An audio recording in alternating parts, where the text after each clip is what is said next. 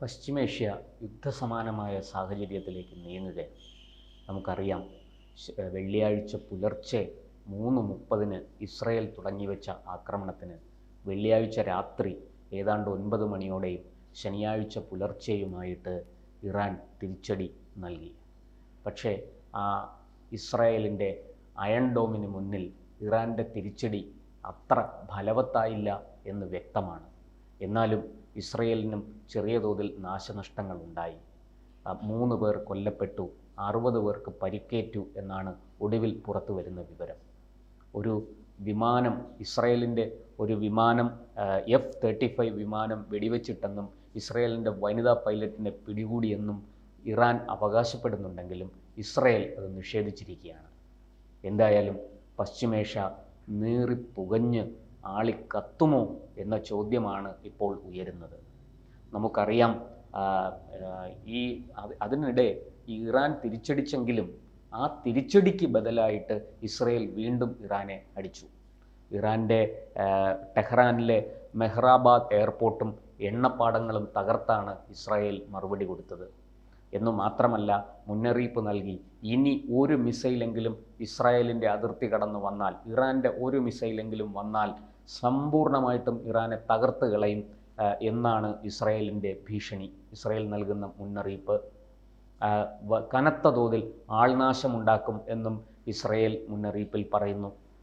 എന്തായാലും ഈ operation rising lion എന്ന് പേരിട്ടാണ് ഇസ്രായേൽ ഇറാൻ്റെ ആണവ കേന്ദ്രങ്ങളും സൈനിക കേന്ദ്രങ്ങളും മിസൈൽ കേന്ദ്രങ്ങളും ലക്ഷ്യമാക്കി വെള്ളിയാഴ്ച അതിരാവിലെ 3:30 ആക്രമണം ആരംഭിച്ചത്. അതിന് മറുപടിയായിട്ട് ഓപ്പറേഷൻ ട്രൂ പ്രോമിസ് 3 എന്ന് പേരിട്ടാണ് ഇറാൻ തിരിച്ചടിച്ചത്. അത് 2024 ഏപ്രിലിലും ഒക്ടോബറിലും നടത്തിയ 2 ആക്രമണങ്ങൾക്ക് പിന്തുടർച്ചയാണ് ഈ ആക്രമണമെന്നും സൈനിക വിദഗ്ധർ വിലയിരുത്തുന്നു. അതായത് 2 ഘട്ടങ്ങളിലായിട്ട് ഇസ്രായേൽ ആക്രമിച്ചപ്പോൾ തിരിച്ച് ഒരു ഘട്ടം മാത്രമേ ഈ അവസരത്തിൽ, ഇപ്പോഴത്തെ ഈ ആക്രമണ പരമ്പരയിൽ ഇറാൻ തുടങ്ങി വെച്ചിട്ടുള്ളൂ. ഇനി എന്താണ് സംഭവിക്കുക എന്ന് നമുക്ക് കാത്തിരുന്ന് കാണാം. ഇറാൻ ഉപയോഗിച്ചത് ബാലിസ്റ്റിക് മിസൈലുകളാണ്. 150-ലേറെ ലക്ഷ്യസ്ഥാനങ്ങൾ നിർണയിച്ചുകൊണ്ട് അവിടേക്ക് 200ഓളം ബാലിസ്റ്റിക് മിസൈലുകളാണ് ഇറാൻ അയച്ചത്. അതിൽ ഭൂരിഭാഗവും, ഏതാണ്ട് 99% കത്തിച്ച് ചാരമാക്കാൻ ഇസ്രയേലിൻ്റെ വ്യോമ പ്രതിരോധ സംവിധാനത്തിന്, അയൺ ഡോമിന് കഴിഞ്ഞു എന്നുള്ളതാണ് ഇപ്പോൾ പുറത്തു വരുന്ന വിവരം. ഈ ഉപയോഗിച്ച മിസൈലുകളെല്ലാം 1500 കിലോമീറ്റർ ദൂരപരിധിയിലുള്ളതാണ്. ഫത്താഹ്, ഹാജ് ഖാസിം എന്നീ പേരുകളുള്ള മിസൈലുകളാണ്, എന്നീ പേരുകൾ ഇട്ടിരിക്കുന്ന മിസൈലുകളാണ് അവർ ഉപയോഗിച്ചത് ഇസ്രായേലിന് നേരെ. അതുപോലെ ഈ ഇസ്രയേലിൻ്റെ അയൺ ഡോമിനെ വെട്ടിക്കാൻ സാധിച്ചത് 1550 കിലോമീറ്റർ ദൂരപരിധിയിൽ വരുന്ന ഖൈബർ ഷെക്കാനോ എന്ന് പേരിട്ടിരിക്കുന്ന ഇറാൻ്റെ മിസൈലിന് മാത്രമാണ് ഇസ്രയേൽ പ്രതിരോധത്തിൻ്റെ കണ്ണു വെട്ടിക്കാനായത്. അയൺ ഡോമിനെ വെട്ടിച്ച് ഇസ്രയേലിൽ നാശനഷ്ടം, ടെൽ-അവീവിന് സമീപത്ത് നാശനഷ്ടങ്ങൾ ഉണ്ടാക്കാൻ സാധിച്ചത്. ഇസ്രയേൽ ആകട്ടെ വളരെ തന്ത്രപരമായി ആദ്യമേ തന്നെ ആൾക്കാരെയെല്ലാം ഒഴിപ്പിക്കുകയും രാത്രി ഇറാൻ ആക്രമിക്കുമെന്നുള്ള ഒരു സൂചന ഇസ്രയേലിന് ലഭിക്കുകയും അതനുസരിച്ച് ജനവാസ മേഖലകളിലൊക്കെ വേണ്ട മുൻകരുതലുകൾ ഇസ്രയേൽ എടുത്തിരുന്നു. ജനങ്ങളെ ബങ്കറുകളിലേക്ക് മാറ്റുകയും അതുപോലെ തന്നെ വിവിധ വലിയ വലിയ കെട്ടിടങ്ങളുടെ പാർക്കിംഗ് ഏരിയകൾ, അണ്ടർഗ്രൗണ്ട് പാർക്കിംഗ് ഏരിയകൾ ആശുപത്രികളാക്കി മാറ്റുകയും അവിടെയൊക്കെ ആശുപത്രി കിടക്കകൾ സജ്ജീകരിക്കുകയും ചെയ്തു. പരിക്കേൽക്കുന്നവരെ ചികിത്സിക്കാനും നിലവിൽ ചികിത്സയിൽ തുടരുന്നവരെ ഇത്തരം അണ്ടർഗ്രൗണ്ട് പാർക്കിംഗ് ഏരിയകളിൽ സജ്ജമാക്കിയ ആശുപത്രികളിലേക്ക് മാറ്റുകയും അവർ സുരക്ഷയൊരുക്കി. അതുകൊണ്ട് തന്നെ ആൾനാശം ഇസ്രയേലിന് വളരെ കുറവാണ്.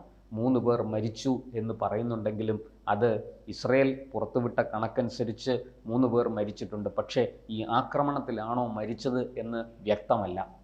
ഈ ആക്രമണവുമായി ബന്ധപ്പെട്ട് മറ്റെന്തെങ്കിലും കാരണങ്ങൾ കൊണ്ടാകാം അവർ മരിച്ചത് എന്ന് കരുതുന്നു.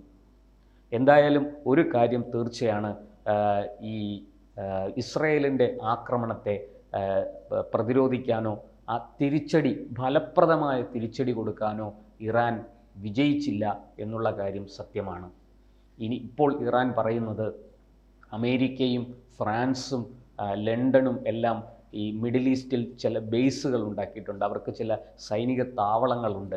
അവരുടെ ബിസിനസ്സുമായി ബന്ധപ്പെട്ട കാര്യങ്ങൾ ഈ മിഡിൽ ഈസ്റ്റിൽ സൗദി അറേബ്യ, അതുപോലെ തന്നെ UAE, അതുപോലെ ഖത്തർ തുടങ്ങിയ രാജ്യങ്ങളുമൊക്കെ ആയിട്ട് ബിസിനസ് നടത്തുന്നുണ്ട്.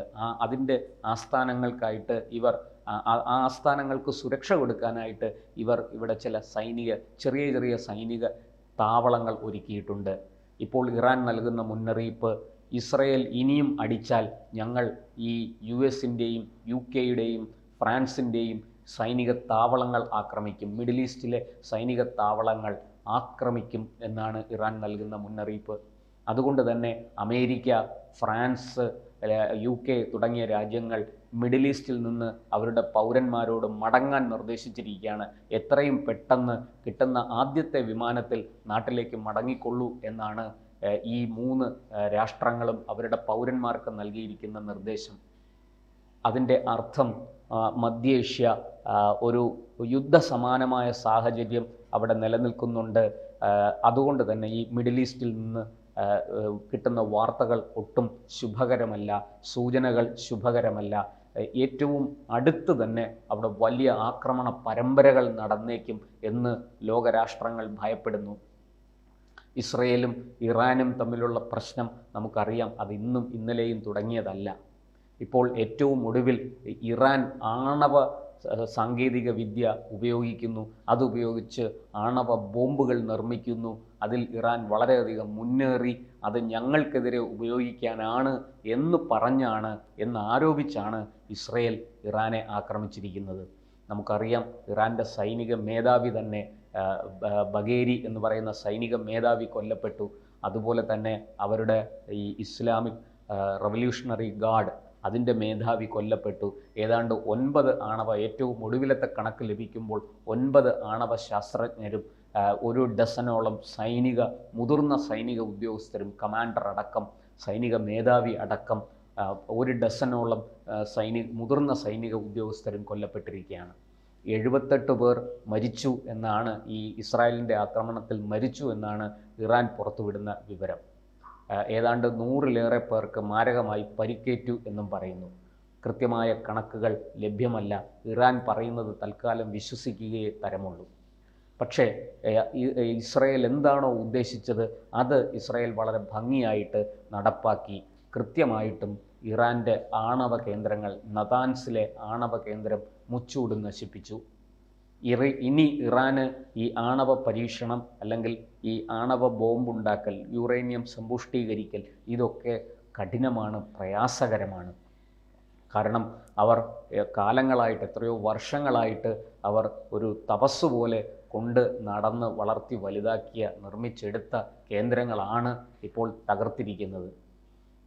ഇസ്രയേൽ അത് തകർത്തത് എങ്ങനെയൊക്കെയാണ് എന്നുള്ള വിവരങ്ങളും ഒക്കെ പുറത്തു വന്നിട്ടുണ്ട്. ഇറാനിലേക്ക് ഇസ്രയേലി ചാരന്മാർ, മൊസാദിൻ്റെ ചാരന്മാർ നുഴഞ്ഞു കയറി അതിനുള്ളിൽ വെച്ച് തന്നെയാണ് ആക്രമണങ്ങൾ നടത്തിയത്. അതിന് ഈ ചെറിയ ഡ്രോണുകളൊക്കെ ഉപയോഗിച്ചു എന്നാണ് പുറത്തു വരുന്ന വിവരം.